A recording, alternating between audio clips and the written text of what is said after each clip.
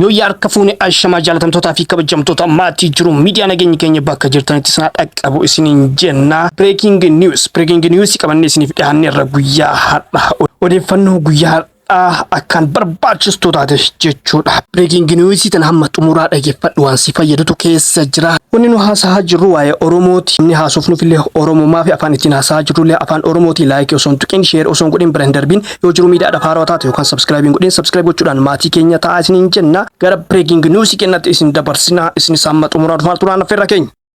Hordoftoota fi kabajamtoota jaalatamtoota maatii jiru miidiyaa taa'ee danda'a mana hidhaa jiraachuu namni hundi ni beeka. Taa'ee danda'a mana murtiitti dhiyaachuun himanni lama irraa kufuudhaan himata tokkoon murtiin itti kennamee jira. Guutuu odeeffannoo kanaa akka taanutti isiniif qindeessee jira. Daataa ministeera nagaa kan turanii fi miseensa caffee Oromiyaa obbo Taa'ee Danda'a himatawwan irratti banaman sadi keessaa himatawwan lama bilisa jechuun manni murtii olaanaa federaalaa Ramaddii Lidataa murteesse.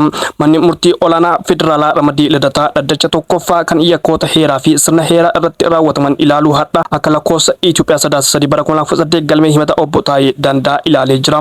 Manni murtichaa obbo Taa'een himata lamaan balleessaa miti kan jedhe yommuu ta'u himata labsii meeshaa waraanaa ilaaluuf heeyyama osoo hin qabaatin meeshaa waraanaa qabatanii argamuun obbo Taa'ee Danda'a balleesseera jedhe. Obbo Taa'een aangoo irraa kaafamanii erga hidhamanii booda abbaan alangaa waliigala federaalaa seelaa yakka Itoophiyaa bara 1996 baheen keewwata 251 muraacaa fi keewwata 257 muraa'iin himatawwan lamaan irratti saaqee ture. Kana malees heeyyama malee meeshaa waraanaa qabatanii waan argamaniif labsii bulchiinsaa fi to'annoo meeshaa waraanaa 1177 kan bara 2012 cabsanii jechuudhaanis himata sadaffaa irratti saaqee ture. Himataniis yeroo tokko obiidhaan bahanii kan turanii fi alaa dhimma isaanii mana sirreessaatti hordofaa turanii jiru. Manni jalqaba obbo Taa'een ittiin himataman hadha bilisa ittiin jedhaman seera yakka keewwata 251 muraacaa kan ilaallatudha. Keeyyata kana jalatti abbaan alangaa itti gaafatama itti kennan bahachuu osoo qabu biyya waraanarra osoo jirtu diina waliin waloomaniira jechuudhaan obbo Taa'ee himatan. Haaluma kana aangawaan duraanii kun ergaawwan gama miidiyaa hawaasaatiin qoodaniiru propagaandaa humnoota hidhatan mootummaa falmaa jiran fudhatama akka argatu hojjetaniiru jedha. Abbaan alangaa maxxansaawwan himatan toora miidiyaa hawaasaa feesbuukii isaanii irratti qoode akkasumas gaafiif deebii BBC News afaan Oromoo waliin taasiseen eeree jira. Dabalataan abbaan alangaa himata lammaffaa keewwata 257 muraa'ii jalatti saaqeen obbo Taa'een faayidaa biyyaaf dursuu laachuun nageenya uummataaf hojjechuu osoo qabanuu ergaawwan faallaa kanaa ta'an dabarsanii jechuudhaan himatee gama biraatiin obbo Taa'ee Danda'a ergaawwan gama miidiyaa hawaasaatiin qoodame kan isaan akka ta'e amanuun gaarummaa ergaawwan qoodanii yakka akka hin taane himuun falman. Ergaawwan qoodanis nagaa kan labsan malee waraana kan kakaasan yookaan immoo propagaandaa humnoota hidhatanii akka hin deeggarre mana murtiitti himanii turan.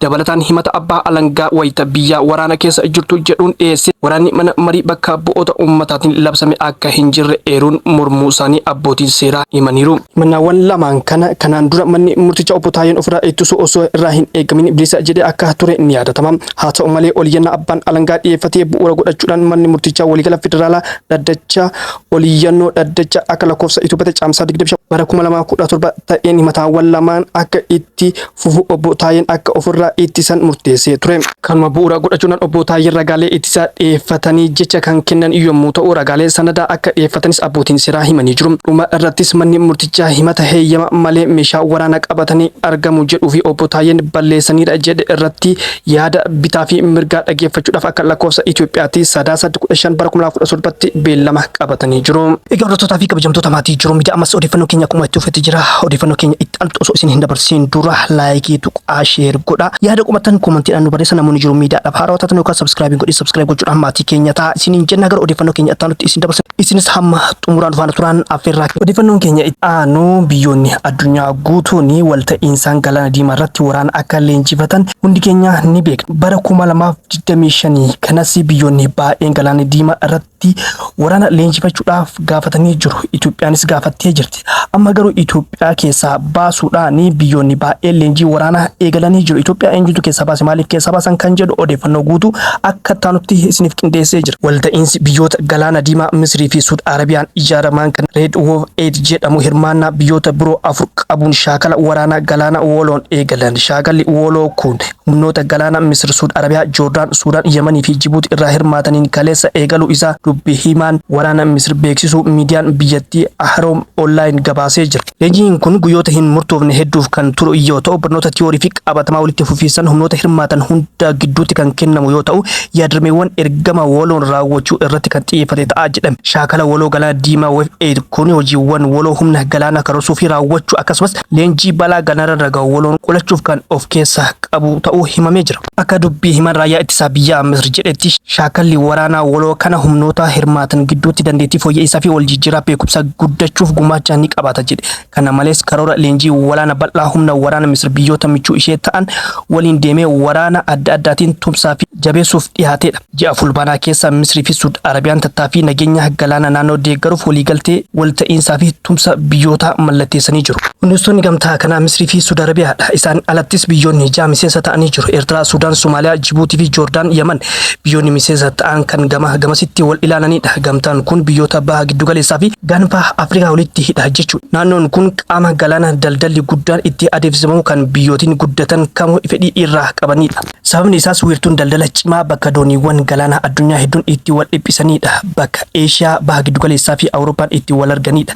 Karaan tokkichi galaana Hindii karaa Meeditiraanii bo'oo Siwiizii fi galaana diimaa hanga Hindiitti geessudha. Kanaafuu biyyi humna qabdu gamtaa kanatti hin barbaadu jettu hin jirtu. Biyyoonni fagoo jiran dooniiwwan daldala isaanii ulaa kana keessa darbuu isaa waan hin oollee fi nageenya naannawaa kanaa jeequun qoonqoo addunyaa cufuudha jechuudhaan amanan. Ulaa galaana diimaa bilbil mand irraa rakkoon tokko yoo dhalate rakkoon hunda keenyaa ni dhukkubsaa jechuudhaan amanu. Miseensa koree dhaabbii hariiroo alaa fi dhimma nageenya mana marii bakka bu'oota uummataa kan ta'an ambaasadar Diinaa Muftii BBC waliin turtii taasisaniin Misir haala kamiinuu Itoophiyaa dirree dippiloomaasii fi dinagdee keessaa fageessuu feetii jechuudhaan dubbatan. Miseensota gamtichaa keessaa Siwiidinitti aansee ajandicha raawwachiisuu biyya dhageettii qabdu Misiriidha jedhan.